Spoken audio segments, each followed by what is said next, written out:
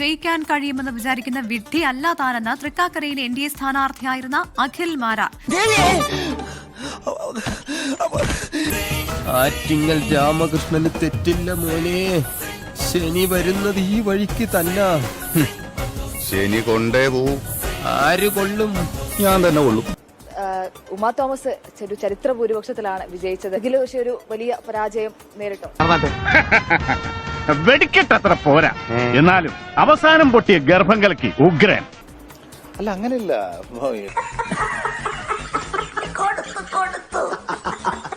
അഖില് വലിയ രീതിയിൽ കാടിളക്കിയൊരു പ്രചരണം നടത്തിയ ഒരാൾ കൂടിയാണ്.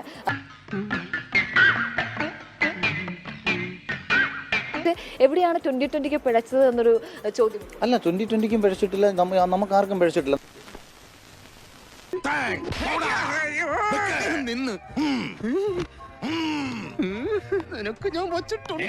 അഖിൽ മാരാർ ശക്തമായിട്ട് തന്നെ തെരഞ്ഞെടുപ്പിൽ ഉറക്കം വരുന്നു.